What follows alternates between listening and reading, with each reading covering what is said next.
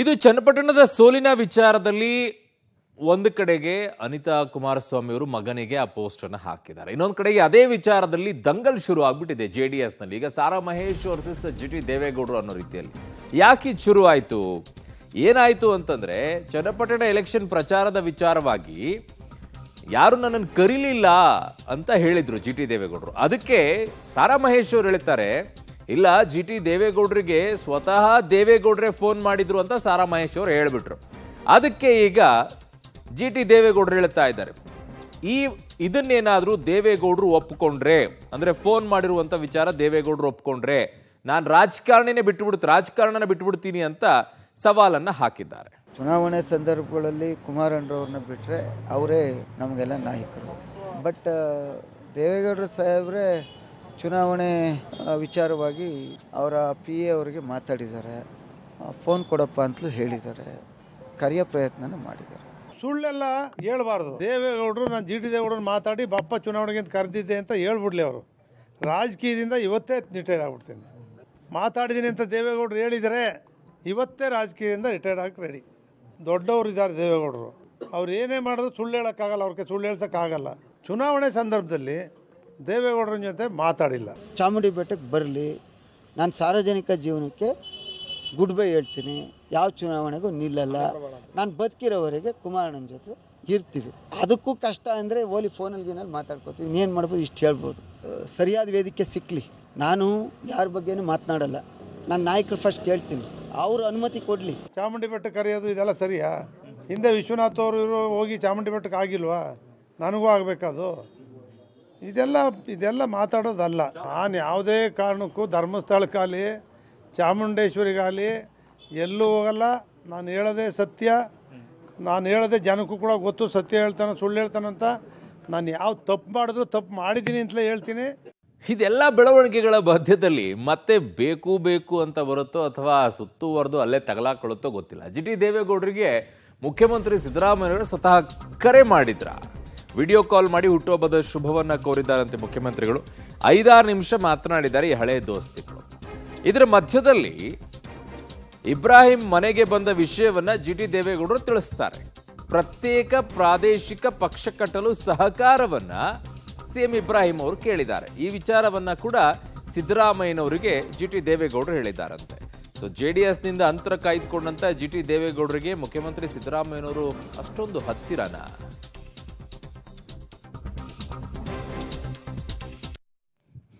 ಈ ಪ್ರಶ್ನೆಯನ್ನ ಬಹಳ ಕೇಳ್ತಾ ಇರುವಂಥದ್ದು, ಅಷ್ಟೊಂದು ಹತ್ತಿರನ ಅಂತಂದ್ರೆ.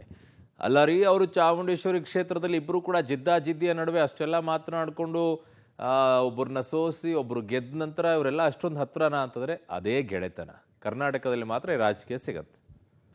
ಗೆದ್ದ ನಂತರ ಈಗ ಯೋಗೇಶ್ವರ್ ಅವರು ಆರ್ಭಟಿಸೋಕೆ ಶುರು ಮಾಡಿದ್ದಾರೆ. ನೇರವಾಗಿ ಕುಮಾರಸ್ವಾಮಿ ಅವರ ಮೇಲೆ ಚಾಟಿ ಬೀಸೋಕೆ ಶುರು ಮಾಡಿದ್ದಾರೆ. ರಣಹೇಡಿ ಅನ್ನುವಂತಹ ಶಬ್ದವನ್ನ ಬಳಕೆ ಮಾಡಿದ್ದಾರೆ. ಚನ್ನಪಟ್ಟಣದಲ್ಲಿ ಯೋಗೇಶ್ವರ್ ಅವರು ಆರ್ಭಟಿಸೋಕೆ ಶುರು ಮಾಡಿದ್ದಾರೆ.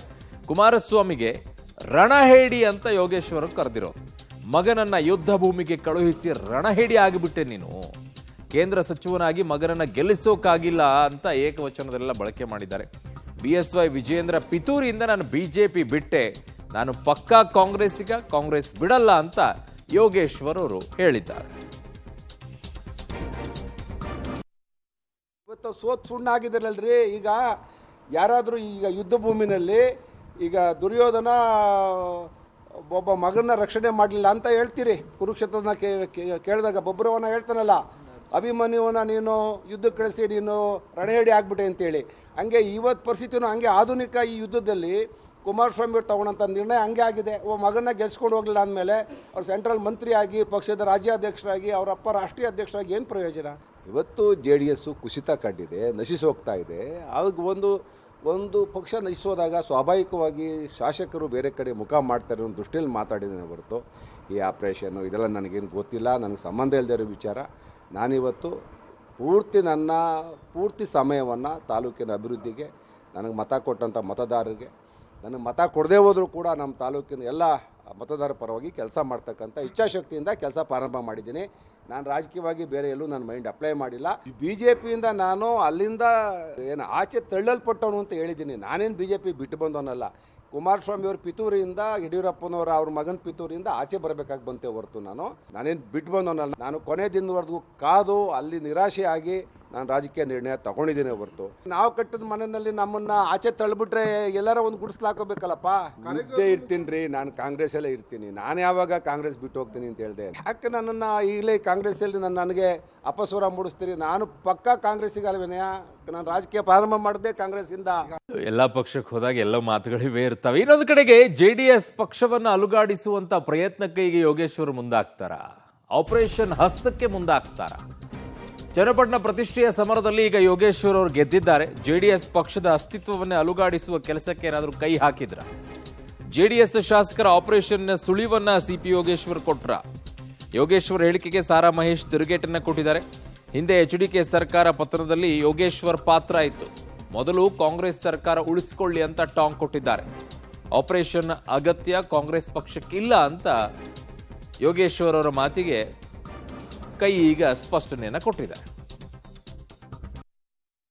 ದೇವೇಗೌಡರೇ ಹುಟ್ಟಾಕದಂಥ ಪಕ್ಷ ಅದು. ದೇವೇಗೌಡರಿಗೆ ವಯೋಸಹಜ ತೊಂದರೆಯಿಂದ ಅವರು ಇವತ್ತು ಪಕ್ಷವನ್ನು ಮುನ್ನಡೆಸೋಕೆ ಆಗ್ತಾ ಇಲ್ಲ. ಪರ್ಯಾಯವಾದಂಥ ನಾಯಕತ್ವ ಅವ್ರ ಕುಟುಂಬದಲ್ಲಿ ಇಲ್ಲ. ಅದೊಂದು ಕುಟುಂಬದ ಪಕ್ಷ. ಅದೇ DK ಶಿವಕುಮಾರ್ ಕರ್ನಾಟಕ ಪ್ರದೇಶ ಕಾಂಗ್ರೆಸ್ ಸಮಿತಿ ಅಧ್ಯಕ್ಷರಾಗಿ 136 ಸೀಟ್ ಗೆಲ್ತಾರೆ. ಹಾಗಾಗಿ ಆ ಪಕ್ಷ ದಿನೇ ದಿನೇ ಸವಿತಾ ಇದೆ. ಅದು ನೆಮ್ಮದಂಥ ಶಾಸಕರು ಸಾರ್ವಜನಿಕವಾಗಿ ಅವರು ಸಮರ್ಥವಾಗಿ ಕೆಲಸ ಮಾಡೋಕೆ ಆಗ್ತಾ ಇಲ್ಲ. ಬಹಳ ಜನ ನೊಂದಿದ್ದಾರೆ. ಇವರ ಆಡಳಿತ ವೈಖರಿ, ಇವರ ನಡವಳಿಕೆಯಿಂದ ನೊಂದಂಥ ಶಾಸಕರನ್ನ ನಾವು ಏನಾದ್ರು ಮನಸ್ಸು ಮಾಡಿದ್ರೆ ಅವ್ರ ಪಾಪ ಅವ್ರಿಗೆ ಬೇರೆ ಅವಕಾಶಗಳನ್ನು ಕಲ್ಪಿಸ್ತಕ್ಕಂಥ ಪ್ರಯತ್ನ ಮಾಡ್ಬೋದು. ಕಾಂಗ್ರೆಸ್ಗೆ ಹೋಗಿದ್ದಾರೆ, ಶಾಸಕರಾಗಿದ್ದಾರೆ, ಜನ ಆಶೀರ್ವಾದ ಮಾಡಿದ್ದಾರೆ. 3 ವರ್ಷ ಒಳ್ಳೆ ಕೆಲಸ ಮಾಡಲಿ. ನಮ್ಮವ್ರನ್ನ ಕರೆಯೋದಿರಲಿ. ನನ್ನ ಜೊತೆ ಚರ್ಚೆ ಮಾಡೋರಲ್ಲ, ಕಾಂಗ್ರೆಸ್ಸಿಂದ 35-40 ಜನ ಬರಲಿಕ್ಕೆ ರೆಡಿ ಇದ್ದಾರೆ. ಸರ್ಕಾರ ಭಾಳಷ್ಟು ದಿವಸ ಉಳಿಯಲ್ಲ ಅಂಥೇಳಿ ಮೊದಲು ಈಗ ಮಾನ್ಯ ಮುಖ್ಯಮಂತ್ರಿಗಳಿಗೆ, ಉಪಮುಖ್ಯಮಂತ್ರಿಗಳಿಗೆ ಅವ್ರು ಯಾರ್ಯಾರು ಅಸಮಾಧಾನ ಇರೋರು ಅವ್ರದ್ದೆಲ್ಲ ಪಟ್ಟಿ ಕೊಟ್ಟು ಅವರನ್ನೆಲ್ಲ ಸಮಾಧಾನ ಪಡಿಸ್ಕೊಂಡು 3 ವರ್ಷ ಸರ್ಕಾರನ ಉಳಿಸ್ಕೊಳ್ಳುವಂಥ ಸಲಹೆ ಕೊಟ್ಟು ಆಮೇಲೆ ನಮ್ಮ ಪಾರ್ಟಿಲಿ ನಮ್ಮ ನಂಬಿಕೆ ಇದೆ. ಅದರ ಅಗತ್ಯ ಈಗ ಏನು ಇಲ್ವಲ್ಲ.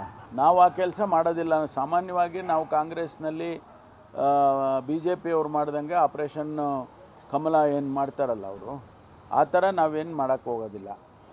ಈಗ ಯೋಗೇಶ್ವರ ಮಾತು ಹೇಳಿದರೆ ಅದರ ಅಗತ್ಯತೆ ಏನು ನಮಗೇನು ಇಲ್ವಲ್ಲ. ಈಗ 138 ಇದ್ದೀವಿ, ಇನ್ನೆಷ್ಟು ಜನ ಕರ್ಕೊಂಬರ್ಬೇಕು ನೀವು? ಸರ್ಕಾರ ಸುಭದ್ರವಾಗಿದೆ. BJP ದ್ರೋಹ ಮಾಡಿದಾಗ ಕಾಂಗ್ರೆಸ್ ಕಡೆ ಬರ್ತಾರೆ, ಕಾಂಗ್ರೆಸ್ ದ್ರೋಹ ಮಾಡಿದಾಗ BJP ಕಡೆ ಹೋಗ್ತಾರೆ. ಅವ್ರ ಜೊತೆಲಿದ್ದವ್ರು ಯಾರಿಗೆ ಬೆಳೀತಾ ಇದ್ದಾರೆ ಅವ್ರನ್ನೆಲ್ಲ ಮುಗಿಸ್ತಾರೆ. ಇವತ್ತು ಕುಮಾರಸ್ವಾಮಿ ಅವರು ಅವ್ರ ಕುಟುಂಬ ಸರ್ವೈವ್ ಬೇರೆ ಇನ್ನೇನೂ ಇಲ್ಲ. JDS ಇಂದ ಮುಂದೆ ಏನೇನು ಮಾಡ್ತಾರೋ ನಮಗೆ ಗೊತ್ತಿಲ್ಲ. ಕಾಂಗ್ರೆಸ್ಗೂ ಬರ್ಬೋದು, BJPಗೂ ಹೋಗ್ಬೋದು, ಅಲ್ಲೇ ಉಳಿಬೋದು, ಏನಾದರೂ ಮಾಡ್ಬೋದು. ಈಗಾಗಲೇ ಕೆಲವರೆಲ್ಲ ಎಷ್ಟು ಜನ ಬಂದಿದ್ದಾರೆ, ಎಷ್ಟು ಜನ ಇದ್ದಾರೆ. ಈಗ ನಮ್ಮ ಪಕ್ಷದಲ್ಲಿ ಎಷ್ಟು ಜನ ಇದ್ದಾರೆ ನೋಡಿ, ಒಳ್ಳೆ ಜನ ಬಂದರೆ ಸೇರಿಸ್ಕೊಳ್ಬೋದು.